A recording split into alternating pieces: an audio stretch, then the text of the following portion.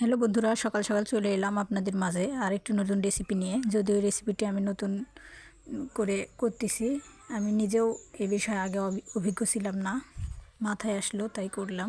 ভাবলাম আপনাদের সাথে শেয়ার করি।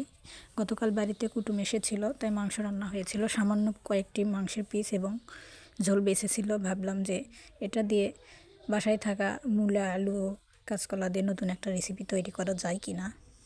তাহলে অল্প মাংস দিয়ে 2 থেকে 3 বেলা খাওয়া যাবে। যেহেতু আমরা মানুষ কম, 3 জন খাবো, অল্পটুকু হলেই হবে এই আর কি। তো এখানে আমি যেহেতু মাংসটা আগে থেকে রান্না করা ছিল, তাই বেশি মশলার প্রয়োজন হয়নি। সামান্য পরিমাণ মশলা, জিরে, আদা রসুন বাটা, সাথে কিছু সাদা সরিষা বাটা দিয়েছি। সরিষা বাটা দিলে তরকারির ঝোলটা মজা লাগে খেতে। সবজিগুলো আমি কেটে নিয়েছি, এখন কষানো মশলার ভিতর দিয়ে একবার কষিয়ে নেব এই আর কি। এ পর্যায়ে বলে রাখি, আপনারা যারা এখন আমার চ্যানেলে নতুন, তারা সবাই প্লিজ আমার চ্যানেলটি সাবস্ক্রাইব করবেন, পাশে থাকা বেল বাটনে ক্লিক করবেন, যাতে সবার আগে আমার ভিডিও আপনাদের কাছে পৌঁছে যায়। এই যে দেখুন কতটুকু মাংস, আপনারাই দেখতে পাচ্ছেন কয়েক পিস মাংস আছে। এটা তো খেলে একজনেরই হয়ে যাবে। ভাবলাম সবজি দিয়ে রান্না করার চেষ্টা করি, তাহলে 3 জনে খেতে পারবো। সবজিগুলো আমার একবার কষানো হয়ে গেছে, এর ভিতর মাংসগুলো দিয়ে আরেকবার কষিয়ে নেব, যেন মাংসের স্বাদ সবজির স্বাদ একসাথে হয়ে যায় এই আর কি। সামান্য পরিমাণ পানি অ্যাড করলাম কষিয়ে নেওয়ার জন্য।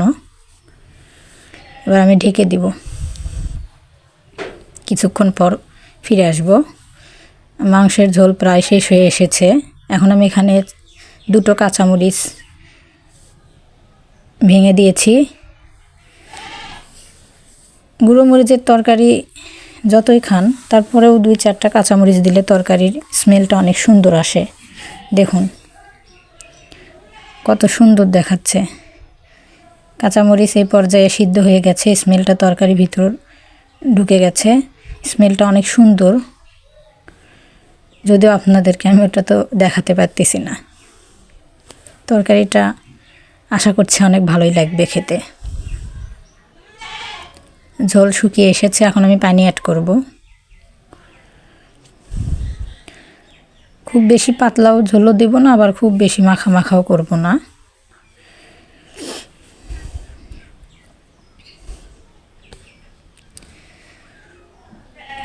আপনারা সবাই প্লিজ একে অপরকে সাপোর্ট করুন, পাশে থাকুন, তাহলে এগিয়ে যাওয়া সম্ভব হবে না। দেখুন ঝোলটা আমার হয়ে গেছে, লাকড়ি উঠিয়ে নিয়েছি, ঘরে এনেছি আমি তরকারি। এখানে ভাজা জিরার গুঁড়া ছিটিয়ে দিচ্ছি। ঝোল তরকারিতে অবশ্যই ভাজা জিরার গুঁড়া দিবেন, তাহলে খেতে অসম্ভব সুন্দর লাগবে। এখন আমি তরকারি দেখে আর থাকতে পারতেছি না, ভাত খাবো। গরম ভাত সাথে গরম তরকারি, তাও আবার সবজি দিয়ে,